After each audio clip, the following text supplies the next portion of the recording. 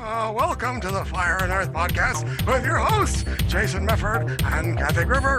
Fire and Earth giving you the keys to unlock your limitless potential. Welcome to another episode of the Fire and Earth podcast. I'm your co-host, Jason Mefford. And I am Kathy Gruber. And as you saw with a couple of our episodes, we were doing just short questions that were sparked by a calendar I had with a question of the day and some cards that Jason had from our friend Corey.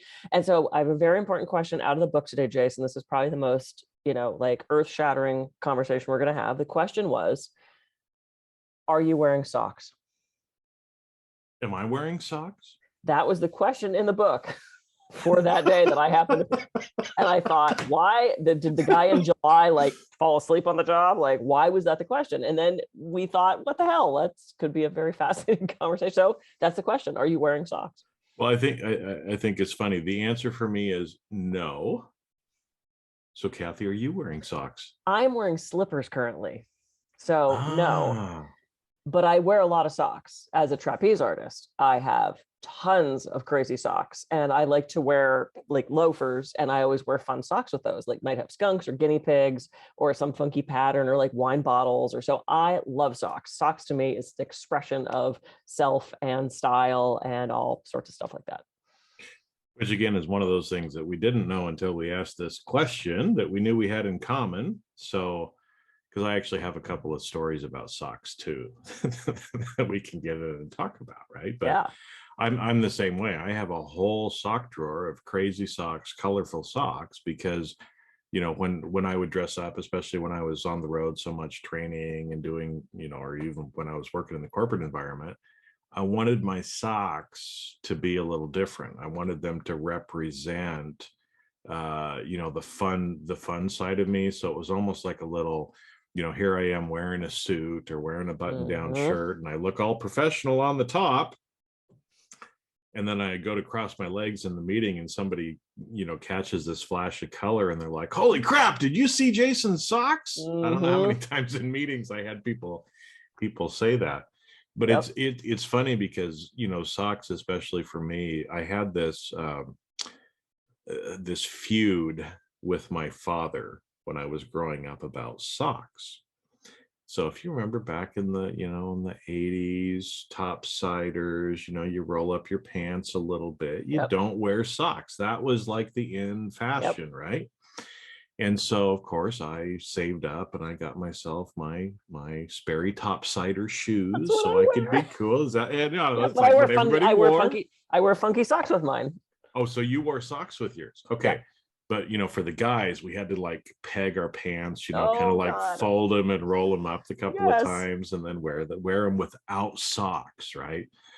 And so I remember my dad. I mean, it was funny because, there was rarely anything that there was this clash over. But I just remember, for some reason, he had it in his mind that gentlemen wear socks and you're just supposed to wear socks, right? That's just what you do. You just wear socks. And so he would check before I left the house to make sure that I had socks on. He actually did a sock. It was the great sock war of 84. What is this? Pretty much. And that's about when it was, I think, too, right? Uh-huh. But it was, so he would check to make sure I was wearing socks. So then I would leave the house. I'd walk down, the quarter mile to the bus station. And what did I do? I took my socks off and I put them on my backpack. Right? Rebel. My rebel. But what was funny, like you said, was, then there was kind of this feud. And at that point, I've always liked Einstein, right? I mean, oh yeah. I got my little bobblehead here too, right there. But one of the things about Einstein was he never wore socks. From some of the things that I gathered too, that he never wore them. And so again, as a teenager, I'm thinking, first off, Dad, why is it such a big deal? Why do we have to have this social construct that I have to wear socks, right? And so anyway, fast forward that, then I go and I've got, drawers full of crazy socks. So I choose to go back to wearing socks. And now I'm back to where I don't wear socks because I'm barefoot in the house most of the time. I prefer to be barefoot. So Yeah. Um, So around the time that you were having the Great Sock War of '84 with your father, I also had the Sperry, we call them boat shoes. yeah. And then I also had something that looked like that, but it was a loafer. It didn't have the laces across the top. And I loved these shoes so much. They were leather the same way as topsiders were, but they were just different. They were just different loafers. And I would go a little crazy. So I was a total preppy, right? So I would have my bright colored Izod, typically orange, because that's my thing. And I would pop the collar. Oh yeah. And I would get one of the shirts that just had the couple buttons up the front, and I'd put that over the shirt with the collar pop. So I would wear a bright yellow shirt over the bright orange shirt, so you could see the orange underneath. And then I would get a pair of orange socks, and I would get a pair of yellow socks, and I would crisscross them so that I'd have yellow, orange, orange, yellow, so that God, no one, I recognize now why no one talked to me in school. It's just all clear to me all of a sudden why people looked at me like I was a crazy person. Yeah, so it would look, so if I put my feet together, it looked like a checkerboard. The socks were opposite of each other, but they would match the two shirts I was wearing. Or I would go barefoot and remember those braided like sailor bracelets, those white rope bracelets that were like really thick? I had one of those on my ankle. So if I wasn't wearing socks, it was fun because you could see the loafers and then the thing was disgusting. The white woven bracelet on my ankle. So did you cover that up with the socks so people didn't have to see the disgusting thing? Well, yeah, unless I wasn't wearing socks, and then it looked cool to have the loafer, the pegged jeans, because I pegged my jeans also, and then that bracelet. But yeah, no, I've always loved crazy socks.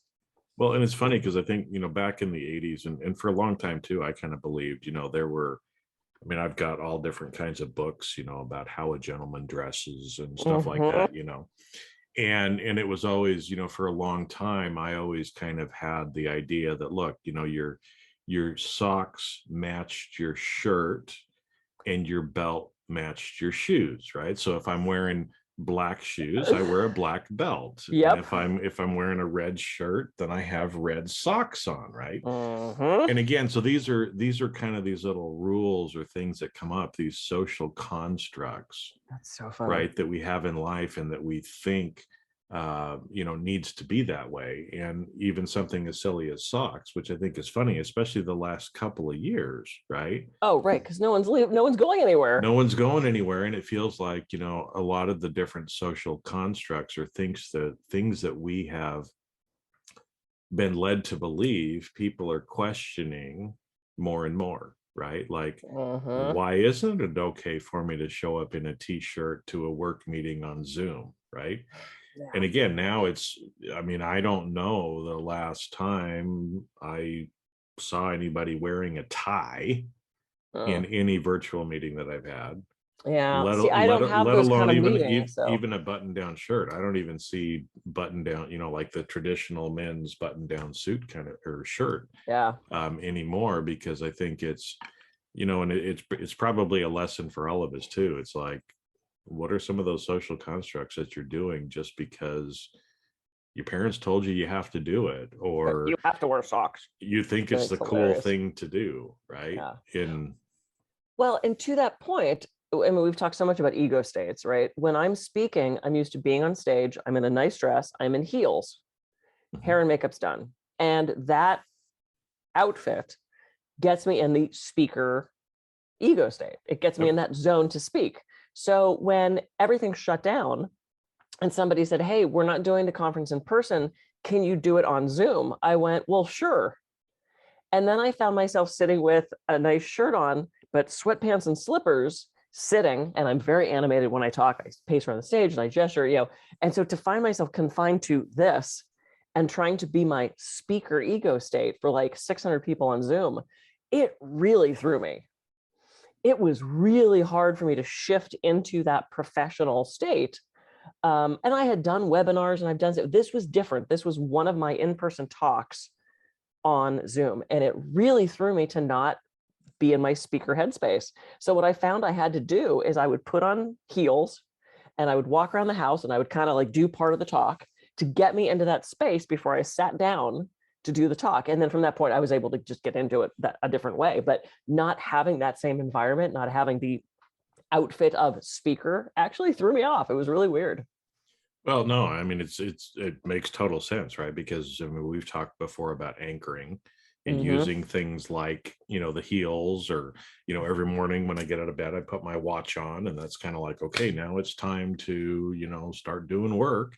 Yep. Because we can use those anchors as ways to get us into the ego state where we need to be to accomplish whatever it is that we happen to be doing, Yep. right?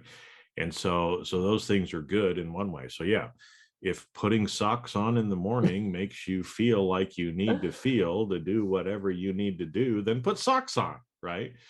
But it's, on the flip side, how many of the things are you doing because you feel like you got to do it and you don't really want to do it? And Yeah. maybe it's time for you to start, figuratively taking the socks off if you've been doing something just because everybody else expects you to do it, but you don't like doing it.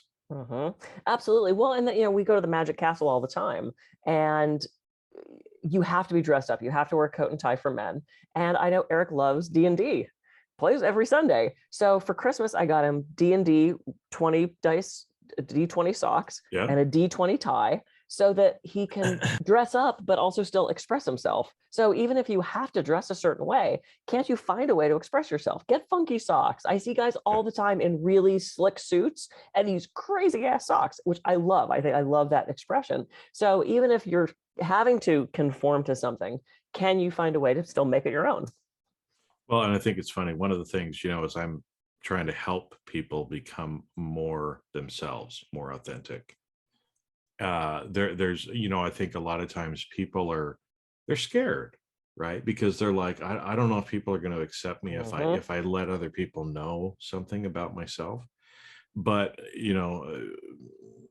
I'm just going to call it like throwing a gang sign, right? I mean, like in the gangs, right? They have certain signs, they wear certain Mhm. colors, they do certain things. So everybody else know, if you're not involved in gang culture, you would have no idea. Sure. But if then right? And so when Eric wears his D&D tie, most of the people in the room that have never played Dungeons and Dragons, they're going to have no idea, right? Mhm. But the fact that he's wearing the tie and somebody else in the room also likes D&D, Yep. they're going to go, cool tie, man, right? And they're going to start talking probably about I was Dungeons and just going to say Dragons. it's an immediate connection point, which is so fun. Yeah. And it's one of those things that little self-expression gives. Okay, so we have to back up a second. So recently on Facebook, what popped up was a memory of me wearing the outfit I just described from high school. That's on Facebook? Oh my God, you can't see it because of the light. Oh, Okay. yeah. Oh, I gotta go. Oh, there it is. There Oh it my. is. Woo! You can see the orange socks and oh my God, it's this red sunglasses. Oh, it's horrible. All right. Yep, Now that I was have me. to. And the swatch. I had a swatch that matched too. Oh my God, what is wrong with me? Yeah. Well, because accessorizing, you had to have the swatches that matched and the colored. You probably wore the bracelets, those what do they call them, jelly bracelets. Yeah. Yeah. Yeah. I didn't wear those, but I had the Yeah. swatch watches too. Oh, So I swatches were so great. You could, but it was that self-expression, right? I mean, it was just that way for people to be a little unique and different. yeah, which again is, and I think that's so many people are just, they're dying inside because they're trying to conform and be like everybody else, right? And so any little signs of self-expression that you can do is good. Throw those gang signs out there, if you will, and just kind of let people, just give them a little hint thing, right? I mean, it's like, Mhm. I actually did I think it was a live video or a newsletter thing anyway, about it was called Show Me Your Iggy Stardust Tattoo. And it's like, what the hell is that, right? Well, because it was a story. I had been on I went to New York. There was a David Bowie exhibit actually going Oh, on. wow.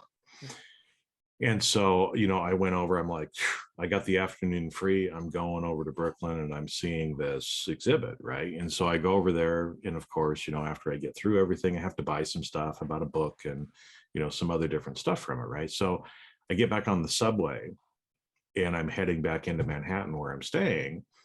And I get on, and there's this gentleman. You can tell he's probably 10 years older than me.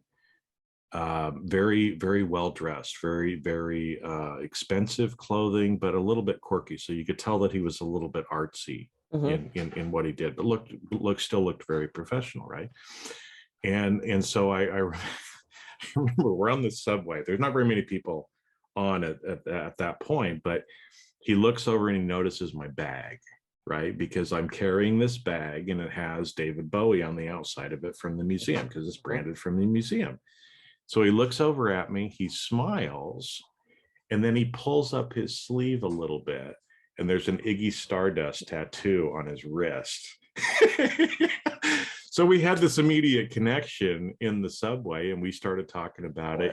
He was a big Bowie fan. He'd been there to the exhibit. I don't know how many times. We were talking about it, had a good time together until, he had to get off, or I had to get off. But it's one of those things too, right? Where David Bowie means enough to that man that he tattooed, right, the Iggy Stardust, lightning bolt on his arm. Wow. But he could tell that I must like Bowie as well because of my bag that I'm carrying. I just come back from the exhibit, right? So that's crazy. All of a sudden we know that we have something in common. It's the same thing. I'm sure Eric gets talked up all the time in the Magic Castle with D&D, because I can only imagine a lot of the people that go there have that in common. There's a crossover. There's a crossover, probably. But it's about, and it's great because I love where this conversation went, starting out with something as silly as, are you wearing socks? It's about expression, and it's about your uniqueness, and it's about making that connection. And sometimes it's about keeping your feet warm. It is. And sometimes it's also about helping you get into a certain state that you need to be in to accomplish what you need to do. Yeah. Yay. Cool. All right, everybody. I'm Kathy Groover. I can be reached at kathygroover.com. And I'm Jason Mefford. I can be reached at jasonmefford.com. So decide, you're going to wear socks or not today? It's up to you. But whatever you do, just do something that expresses yourself a little bit more and lets other people know a little bit more about you. We'll catch you on the next episode of the Fire and Earth podcast. See ya.